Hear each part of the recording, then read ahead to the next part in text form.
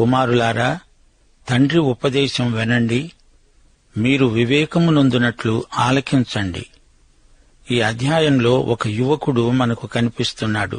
ఒక్కడే కాదు, అనేక మందిని ఉద్దేశించి తండ్రి మాట్లాడుతున్నాడు. కుమారులు అంటే వారి వయస్సు ఏదైనా అయి ఉండవచ్చు, స్త్రీ పురుషులై ఉండవచ్చు కూడా. విశేషించి యువతీ యువకులకు ఇక్కడ గొప్ప సందేశమున్నది.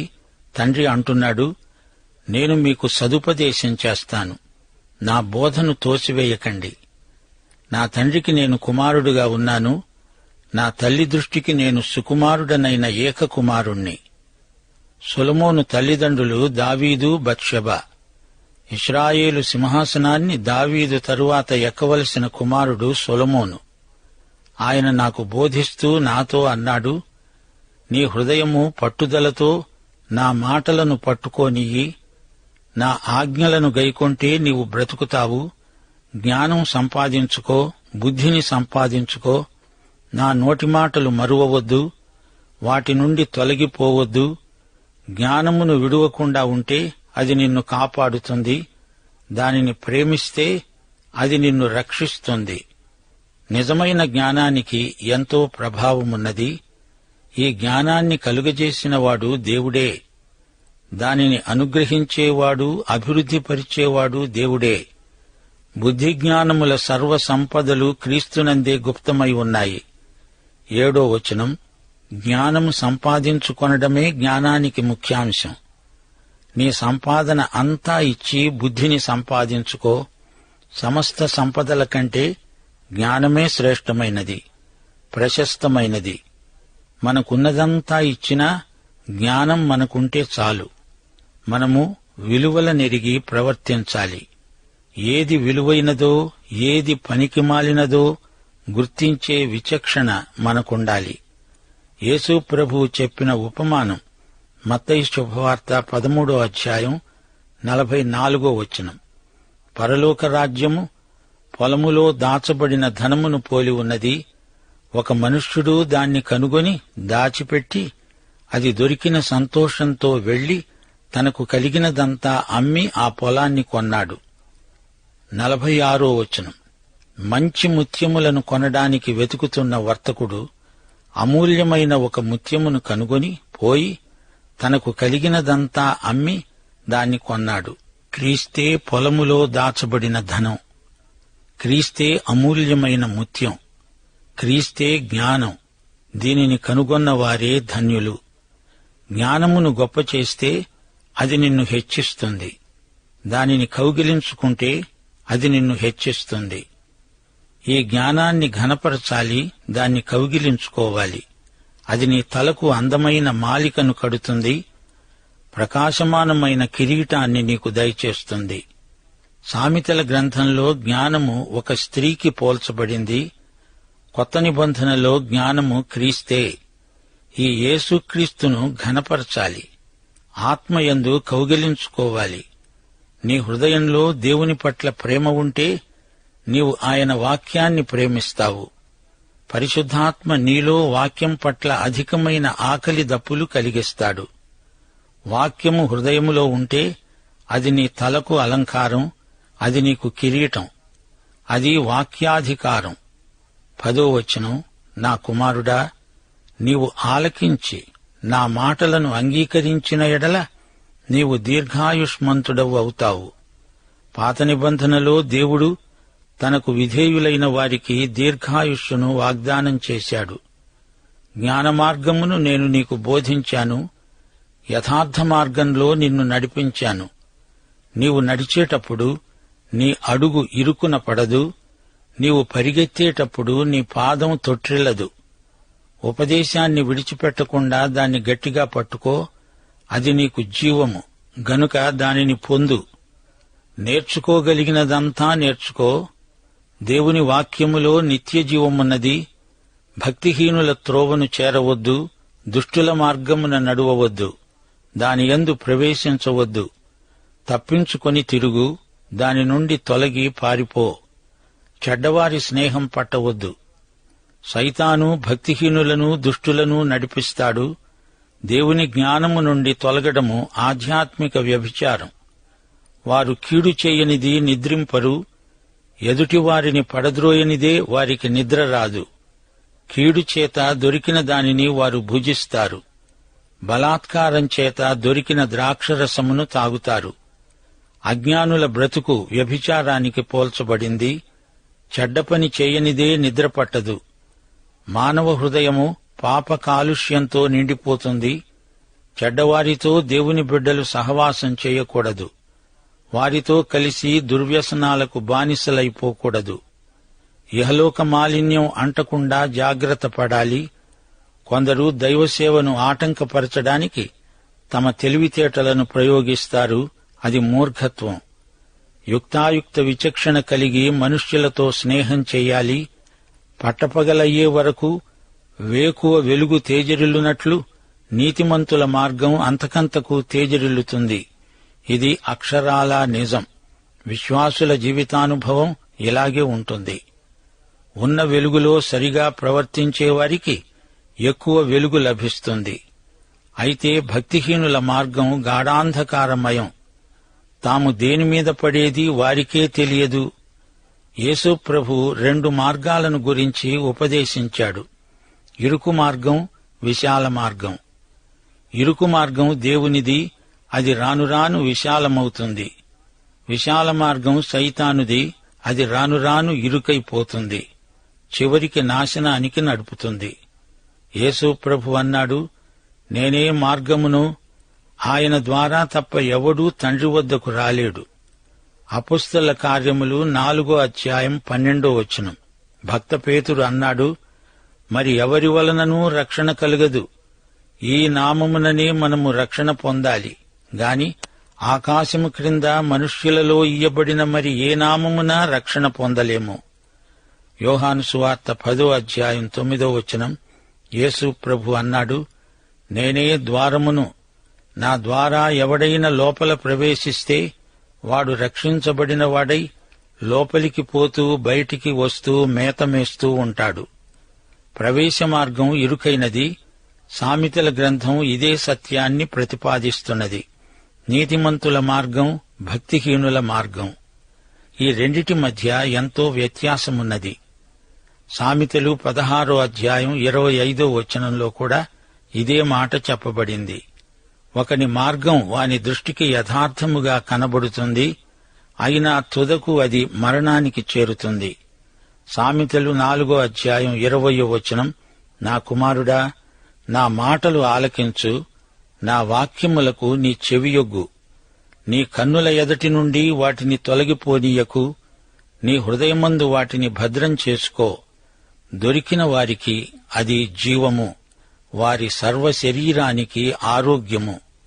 దేవుని వాక్యాన్ని హృదయంలో పదిలం చేసుకోవాలి. దేవుని వాక్కులు మనకు జీవమే. శరీరారోగ్యానికి అవి ఎంతో అవసరం. దేవుని వాక్యమే ఔషధం. నీ హృదయములో నుండి జీవధారలు బయలుదేరుతాయి కాబట్టి అన్నిటికంటే ముఖ్యముగా నీ హృదయాన్ని భద్రంగా కాపాడుకో. జీవధారలు అంటే ఏమిటి? మన జీవిత విధానాలకు హృదయంలో ఉన్న వాక్యమే మూలాధారం.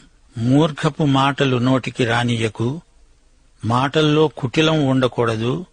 పెదవుల నుండి కుటిలమైన మాటలు, మోసకరమైన మాటలు రానివ్వకు. నీ కన్నులు అటూ ఇటూ చూడకూడదు. సూటిగా ముందుకే చూడాలి, సరిగ్గా చూడాలి. నీ కనురెప్పలు నీ ముందర సూటిగా చూడాలి. నీ దృక్పథం సరళంగా ఉండాలి, తిన్ననిదై ఉండాలి. వక్రబుద్ధి పనికిరాదు. నీవు నడిచే మార్గమును సరళం చేసుకో, అనగా చదును చేసుకో. అప్పుడు నీ మార్గములన్నీ స్థిరములవుతాయి. సుస్థిరమైన మార్గాన నీవు నడవాలి. నీవు కుడితట్టుకైనా ఎడమతట్టుకైనా తిరగవద్దు. కుడికి గాని ఎడమకు గాని తొలగిపోవద్దు. నీ పాదమును కీడుకు దూరంగా తొలగించుకో. దుర్మార్గము నుండి సన్మార్గానికి నీ పాదాలను మరల్చుకో. ప్రియ సోదరీ సోదరులారా, హృదయం ఎంత ముఖ్యమైనదో గమనించారా? నీ లోపలికి పోయేది అంత ముఖ్యం కాదు. నీ లోపలి నుండి వచ్చేదేదో అది ఎలాంటిదో చూసుకో. మత్తయి శుభవార్త 15వ అధ్యాయం 19వ వచనం, దురాలోచనలు, నరహత్యలు, వ్యభిచారములు, వేశ్యాగమనములు, దొంగతనములు, అబద్ధ సాక్ష్యములు, దేవదూషణలు ఇవన్నీ హృదయములో నుండే వస్తాయి. నీ వ్యక్తిత్వానికి కేంద్రం హృదయమే. వాక్యాన్ని వినాలి, వాక్యముతో హృదయాన్ని నింపుకోవాలి. అప్పుడు నీ హృదయము నిండి ఉన్న దాన్ని బట్టి నీ నోరు మాట్లాడుతుంది. హృదయం బావి అయితే అందులోది తోడి బయటికి పోసే బకెట్టే నోరు. ప్రియ సోదరీ సోదరులారా, ఈ అధ్యాయంలో ముఖ్య సందేశం ఒకటే: వాక్యం వినండి, జ్ఞానాన్ని కనుగొనండి. తండ్రి ఉపదేశకుడు. అతడు బాలుడై ఉండగా నేర్చుకున్నదంతా ఇప్పుడు తన కుమారులకు ఉపదేశిస్తున్నాడు. ఈ రోజున నీ జీవిత విధానం రాబోయే తరానికి మార్గదర్శకం కావాలి. ఈ అధ్యాయం 6వ వచనంలో జ్ఞానాన్ని విడువవద్దు, దాన్ని ప్రేమించు, అది నిన్ను కాపాడుతుంది, రక్షిస్తుంది అని చెప్పబడింది. 8, 9 వచనాలలో జ్ఞానాన్ని గొప్ప చెయ్యి, కౌగిలించుకో, అది నిన్ను హెచ్చిస్తుంది, నిన్ను ఘనపరుస్తుంది అని చెప్పబడింది. 12వ వచనం, నీవు అభివృద్ధి పథంలో పయనిస్తావు, నీవు నడిచేటప్పుడు నీ అడుగులు తడబడవు. 18వ వచనం, ఇది వెలుగుబాట. నీతిమంతుల మార్గం, భక్తిహీనుల మార్గం నాశనానికి దారితీస్తుంది. సొలొమోను జ్ఞానాన్ని మనకు పరిచయం చేస్తున్నాడు. నీ వ్యక్తిత్వమంతా దేవుని వాక్యము చేత పూర్తిగా ప్రభావితమైపోవాలి. నీ దృక్పథం సరిగా ఉండాలి. దేవుని వాక్యమే ఔషధం. కొలసీ పత్రిక 3వ అధ్యాయం 16వ వచనం సొలొమోను సూక్తికి మంచి వ్యాఖ్య. సమస్త విధములైన జ్ఞానముతో క్రీస్తు వాక్యము మీలో సమృద్ధిగా నివసింపనీయండి. దేవుని వాక్యం నిన్ను సరళమై చదునైన తిన్నని మార్గంలో నడుపుతుంది. తొట్టిల్లకుండా నడిచిపోగలవు. ప్రియ సోదరీ సోదరులారా, దారి తప్పటం అంటే ఏమిటో మీకు తెలియాలని సంసోనును మరొకసారి మీకు పరిచయం చేయగోరుతాము. సామెతలు 1వ అధ్యాయం నుండి 4వ అధ్యాయం వరకు సంసోను ఎక్కడ తప్పిపోయాడో మనకు చూపుతుంది. న్యాయాధిపతులు 13వ అధ్యాయం నుండి 16వ అధ్యాయం వరకు సంసోను దేవుని జ్ఞానాన్ని త్రోసిపుచ్చాడు, తిరస్కరించాడు, నిర్లక్ష్యం చేశాడు. సరళ మార్గము నుండి అతని కన్నులు తొలగిపోయాయి. చీకటి మార్గంలో, మరణ మార్గంలో అడుగిడి నడిచాడు. అతని స్నేహితాలు మంచివి కావు. జ్ఞానానికి బదులు మూర్ఖత్వాన్ని అనుసరించాడు. దేవుని వాక్యమే గనుక అతణ్ణి పూర్తిగా ప్రభావితం చేసి ఉంటే ఎంత బాగుండేది. అతనికే కాదు, జాతి మొత్తానికి ఎంతో మేలు చేకూరేది, దేవునికి మహిమ కలిగేది. ఈ అధ్యాయంలో తల్లిదండ్రుల బాధ్యతలు 3, 4 వచనాలలో మన దృష్టిని ఆకర్షిస్తున్నాయి. తల్లిదండ్రులు తమ పిల్లలకు జ్ఞానం కలిగేటట్లు వారిని పెంచాలి. సొలొమోను తండ్రి దావీదు. ఆయన తన కుమారునికి జ్ఞానవాంఛను చిన్నప్పుడే కలిగించాడు. 1 దినవృత్తాంతములు 28వ అధ్యాయంలో దావీదు తన కుమారునికి చేసిన హితోపదేశం గుర్తించదగినది. దావీదు అన్నాడు, యెహోవా నాకు అనేక మంది కుమారులను దయచేశాడు.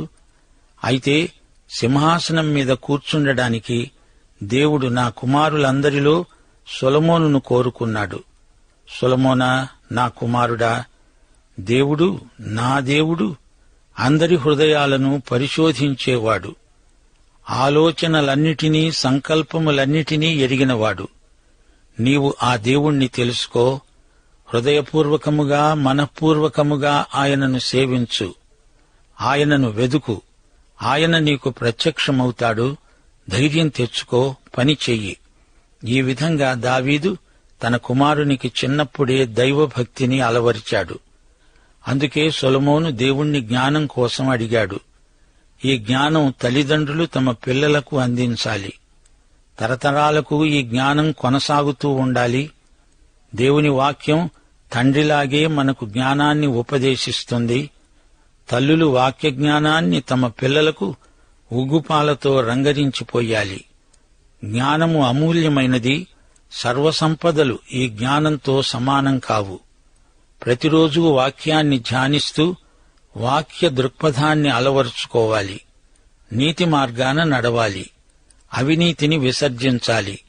సొలొమోను తన తండ్రి అయిన దావీదు నుండి ఇదే సత్యం నేర్చుకున్నాడు. 1 రాజులు 3:9 సొలొమోను అన్నాడు, దేవా, ఇంత గొప్పదైన నీ జనమునకు న్యాయము తీర్చగలవాడెవడు? కాబట్టి నేను మంచి చెడ్డలు వివేచించి నీ జనులకు న్యాయం తీర్చునట్లు నీ దాసుడనైన నాకు వివేకము గల హృదయము దయచెయ్యి. అదే సొలొమోను ఆశ. మనము కూడా అలాంటి కోరికనే వ్యక్తం చెయ్యాలి. దేవుని జ్ఞానాన్ని కోరుకోవాలి, అభ్యసించాలి. అదే జ్ఞానము నాకు దయచేయమని ప్రార్థన చెయ్యాలి. ఈ అధ్యాయం 23 నుండి హృదయాన్ని గురించి సొలొమోను చెప్పిన మాటలు ఎంతో జ్ఞానయుక్తమైనవి. మన అంతఃకరణ, మన మనోభావాలు, ఉద్రేకాలు, ప్రేమానురాగాలు, కోరికలు అన్నీ హృదయంలో నుండే బయలుదేరతాయి. మన జీవిత విధానం, మన జీవిత దృక్పథం హృదయమును అనుసరించే పనిచేస్తాయి. మన భావజీవితాన్ని పవిత్రంగా ఉంచుకోవాలి. సరైన మార్గాన మనల్ని నడిపించే ఆలోచనలు మనకు కావాలి. దుష్టుల ఆలోచన చొప్పున నడవవద్దు. దేవుని జ్ఞానాన్ని అనుసరించి నడువు. నీ కోరికలు హద్దుమీరకుండా అదుపులో పెట్టుకో. కంటికి కనపడిందంతా నాకే కావాలని తాపత్రయపడవద్దు. ప్రియ సోదరీ సోదరులారా, గమనించారా? మన జీవితంలో విజయం సాధించాలంటే మార్గమేది? దానికి సామెతల గ్రంథం జవాబు చెప్తుంది. అదే జ్ఞాన మార్గం. దేవుడు ఏమై ఉన్నాడో, ఆయన ఎవరో, ఆయన నీకేమి చెయ్యగలడో మొదట గుర్తించాలి. దేవుణ్ణి మహిమపరచాలి. భయభక్తులతో దేవుణ్ణి సేవించాలి. సర్వశక్తిమంతుడైన దేవునికి మనలను మనము సమర్పించుకోవాలి. అంతేకాదు, నైతిక దృక్పథాన్ని అలవరుచుకోవాలి. దేవుని వాక్యాన్ని జీవితానికి అన్వయించుకోవాలి. దేవుని వాక్యాన్ని శిరసావహించాలి. దేవుని ఆజ్ఞలను తూచా తప్పక పాటించాలి. అనుదిన జీవితంలో ప్రార్థనకు ప్రథమ స్థానమివ్వాలి. దేవుడు నడిపించినట్లు నడవాలి.